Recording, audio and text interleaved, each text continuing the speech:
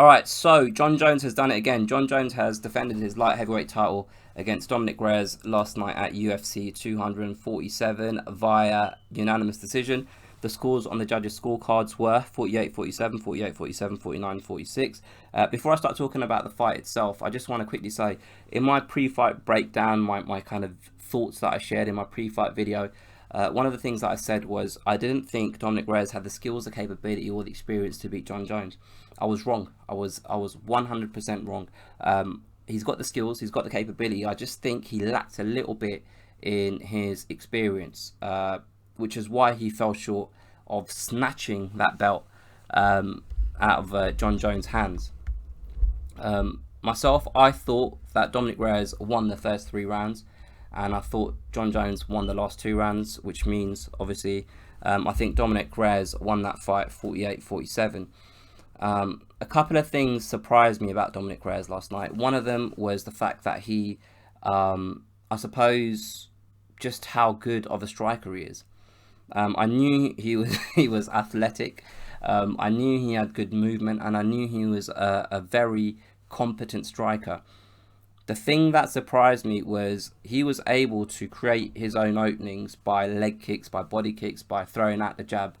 And when he created those openings, the way he was with speed able to expose those openings and hit John Jones with a flurry of strikes and then head back out again without really getting hit himself, that really surprised me, because the strikes he was landing, they weren't just token gestures of a strike. They weren't point scoring strikes. They were significant strikes.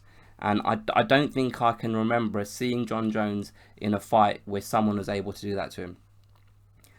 So I suppose just his ability, his fight IQ and his ability in the striking exchanges really surprised me. I thought John Jones would dictate those. And I thought John Jones would dictate those early, and I thought John Jones towards the kind of second half of the 3rd round and 4th and 5th round, he'd be able to take Dominick Reyes down at will.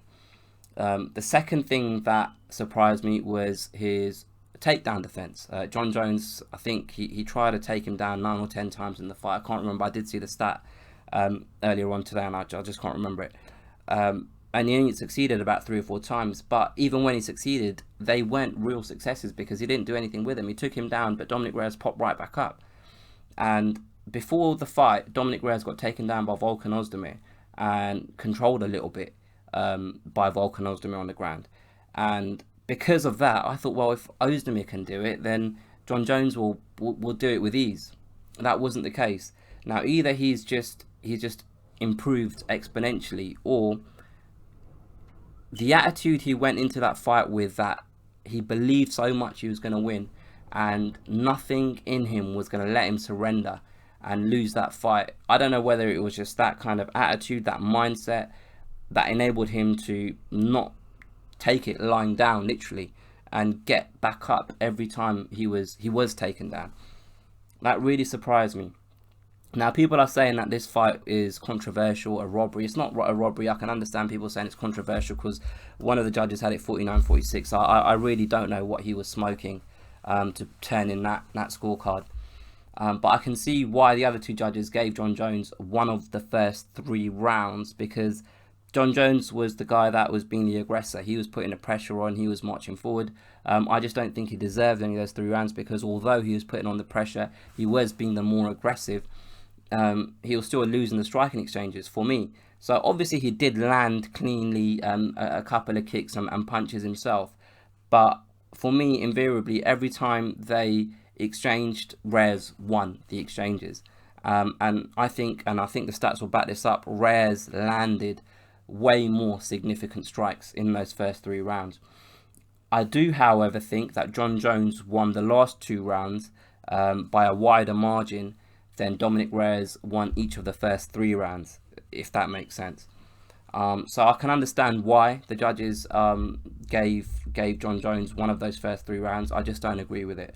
I don't agree with it, and I don't know what the criteria for judging fights is, but whoever that other judge who gave John Jones 4 rounds, I'm pretty sure they don't actually understand what the criteria is to deem someone a winner and someone a loser of a round. Now, before the fight, in my kind of pre-fight prediction and kind of thoughts video, I did say I felt Jon Jones struggle to motivate himself to fight people like Dominick Reyes, like Santos, like Smith, which is a theory as to why he's putting in below par performances. After last night, I'm not so sure Jon Jones is putting in below par performances. I'm not so sure he's got more in him. Now, either that means he's declined from where he was previously, and I did say in my pre-fight video, he started fighting in his early 20s. He's had a lot of fights. He's been through a lot. It might just be that he's just not as good as he once was. Or, here's another thought that I've had earlier on today, and before this fight, I always, in my kind of head, I always thought the first generation of light heavyweights that Jon Jones beat, those guys, that competition was better than the guys Jon Jones is facing currently. So I'm talking about, you know, Bader, the first time they fought, that version of Bader back then, Shogun, Rampage, Vitor Belfort, Machida, Rashad Evans, people like that. Now that I think about it, I'm not so sure whether those guys back then, you know, from 2010, 2011 onwards, I'm not so sure those guys are better than Reyes is now, or Santos was then in, you know, in that fight whenever it was a few months ago, or Smith is currently. I think the game's moved forward, and I think there's a possibility that Jon Jones might just be at the same level he was when he looked so impressive those, you know, 3, 4, 5, 6 years ago. There's a possibility that he's still the same guy. It's just the people that he's fighting have improved, and they've improved a hell of a lot. And we just don't see it because these guys, Dominick Reyes, Santos, Smith, etc., they don't have the value in the name yet, because they're fighting in a division that Jon Jones has ruled for the last nearly 7, 8, 9, 10 years, whatever it is. When did he first win the belt? I've got it right here in front of me. In 2011, so nearly 10 years. These guys he could just be fighting better opponents, and that could be the case, and we just don't see it because none of them have become champion, because Jon Jones has just been ruling the roost.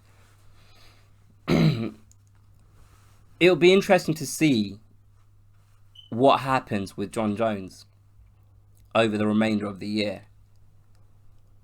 But one thing is for certain: if Jon Jones keeps performing at the same level he did last night and he did against Santos,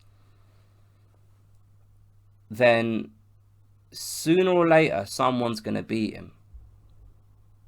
And that's a sentence, if you asked me 2 years ago, I would never have thought I'd say. That someone's going to beat Jon Jones. It's worth thinking about. Let me know what you guys think. Put your comments below. Don't be scared to hit the like button. Share this video with a friend if you've enjoyed it, and subscribe if you haven't already. I'm going to now try and edit this video, get the audio from here and the visuals from there, and try and put them together. I really don't know what I'm doing with all of this tech, but I'm going to give it a good go. Anyway, I'll catch you guys on the next one.